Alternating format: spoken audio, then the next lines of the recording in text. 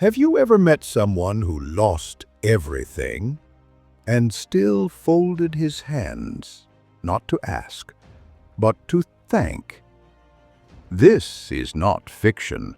This is the story of Daniel Carter, a man who was broken by life, but not by faith.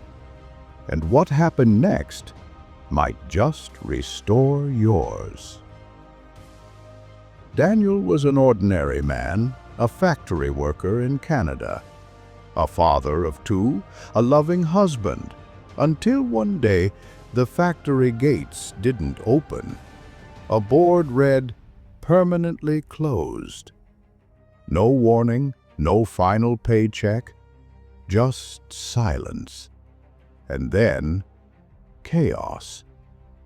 In the weeks that followed, Daniel lost his job, then his savings, then his wife walked out with a suitcase, leaving him alone with two little children and a storm in his chest.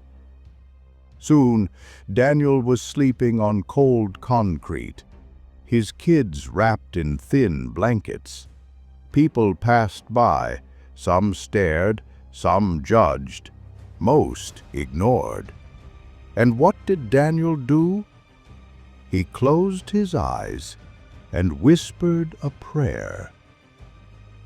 Not for money, not for miracles, but for strength. People laughed. Some called him mad, others called him lazy, but Daniel called it faith. One night, in a dim shelter, Daniel found an old torn notebook, and he began to write, not letters to people, but letters to God. Every night a new letter, every page filled with pain and gratitude. No begging, just belief. One morning a shelter volunteer picked up a page. He read it. He cried.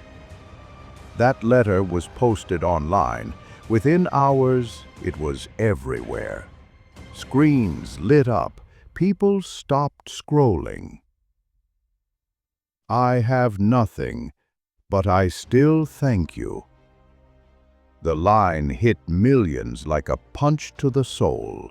Donations poured in. Letters came. Help arrived. A publisher called. They didn't want to give him charity. They wanted to give him a voice.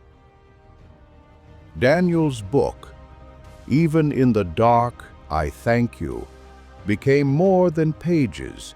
It became a movement. He was invited to schools, churches, global panels, not as a motivational speaker, but as a living, breathing reminder that pain doesn't mean you've been abandoned. Sometimes pain is preparation. Years later, Daniel stood again outside that old rusted factory. The gate still closed, the windows still broken, but this time Daniel smiled. He held his book in one hand and whispered the same words he once wrote on that cold street. "Thank you for breaking me. That was how you rebuilt me." So I ask you, next time life breaks you, will you curse it? Or will you write your own letter? Because maybe, just maybe, your darkest nights are someone else's dawn. Use this story, share this light, because someone, somewhere, is silently writing their letter too.